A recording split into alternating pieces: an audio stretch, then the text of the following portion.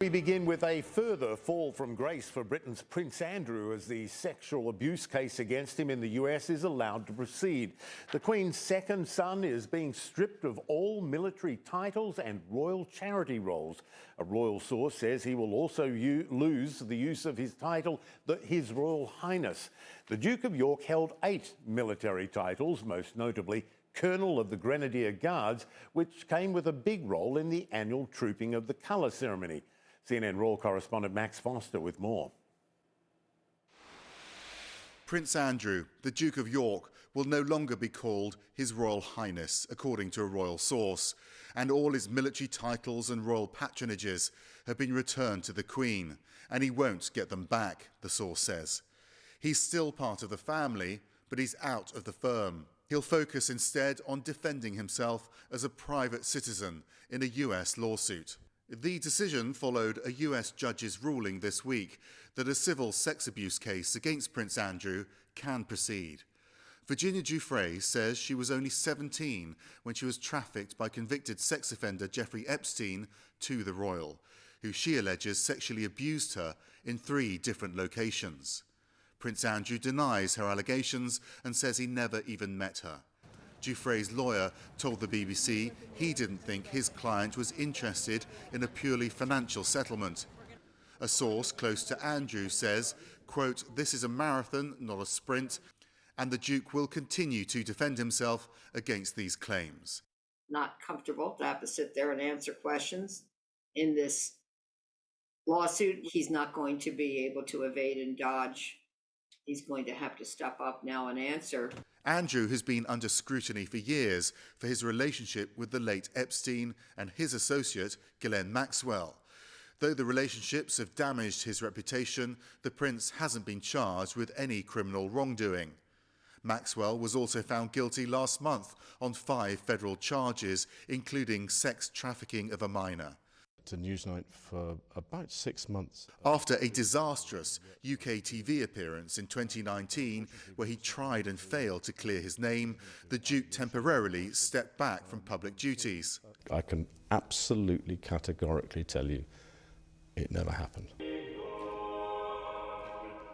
The lawsuit is another blow to the 95-year-old Queen, who in the past year has endured the death of her husband, Prince Philip, and been levelled with allegations of institutional racism against the palace by her grandson, Harry, the Duke of Sussex, and wife Meghan, in an interview with Oprah Winfrey.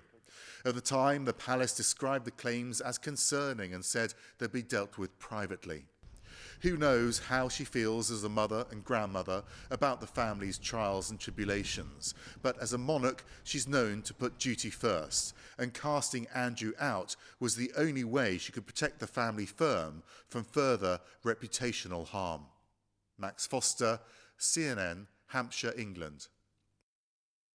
Joining me now from Los Angeles is Sandro Monetti. He's a trustee of the Royal Society of St. George and a royal watcher for us. Good to see you, my friend. So Prince Andrew effectively stripped of royal patronages, military commissions, won't carry out public appearances, no His Royal Highness. Effectively a private citizen now, isn't he? How much of a fall has this been for the Queen's second eldest? The Duke is in disgrace. You know, 2022 was supposed to be a good year for the royal family. Coming up is the 70th anniversary of the Queen on the throne. Instead, this year is overshadowed by the Prince Andrew scandal. And looking at that statement, it's so cold and stark.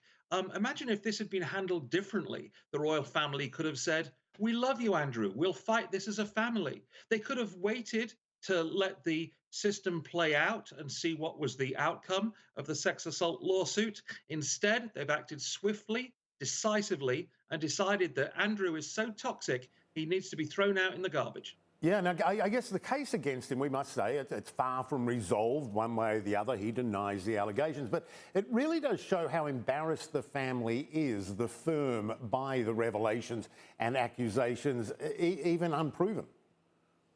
Absolutely. They want to distance themselves from this as much as possible. So talks went on at the highest level. I'm talking the big 3, the Queen, Charles and William, clearly all in agreement, putting out that statement today on behalf of the royal family that Andrew has to fight this case as a private citizen.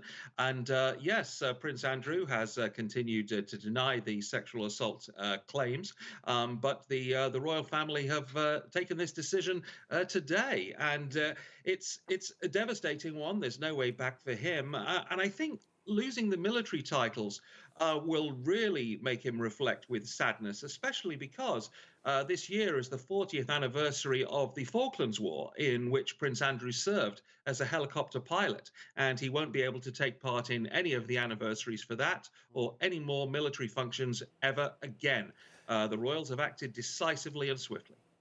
Yeah, yeah, and yeah, hopefully it doesn't sort of overshadow the Queen's Platinum Jubilee year, because that is a huge deal. I wanted to ask you this too, because it's interesting. How might he fund his defence, or if there's a settlement, how might he pay for that if that option arises? I mean, who pays the bill? His life is largely funded, not completely, but largely by his mother. Well, absolutely. You know, he has a pension from his services career. He gets, I think, 323,000 a year in salary, but these legal bills are going to go, I expect, much higher than that. So yes, he depends on his mother. So you know, will the Queen pay the bills? Will Prince Andrew decide to go all the way and take this to court and seek to clear his name? I know you say hopefully it won't overshadow the Jubilee. It will. This is going to be the main story of the year, as see how this plays out in for us royal watchers. A good point. I mean, I guess, you know, when you think about you know, Prince Andrew, what does all of this say about his judgment about his friends, Ghislaine Maxwell, Jeffrey Epstein, and so on? Pretty poor judgment. Another example of poor judgment was when he gave his TV interview with the BBC to defend himself. One of the most inept PR exercises of all time, and that only served to incriminate him in the court of public opinion. A lot of public opinion turned against Andrew at that time. And so, yes, he hasn't done much to help himself, and the royal family have clearly said, okay, we've had it with you, you're out on your own, don't get us involved in this scandal. He's repeatedly made bad judgments, you know. So you know, if he's whatever he's guilty of, he's definitely 100% guilty of bad judgment and bad choices and terrible PR. Yeah, yeah. You know, even if nothing huge comes from these allegations, is there, do you think, any way back for him in terms of a royal role? Zero. He's finished. We'll never see him again on the balcony with the Queen. You know, there's no way back that personally that I can see, and it'd be very difficult to imagine the royal family welcoming him back. Anything's possible, but I wouldn't bet the house on it. Yeah, yeah, exactly. Sandro, good to see you. Sandro Minetti there for us. God save the Queen.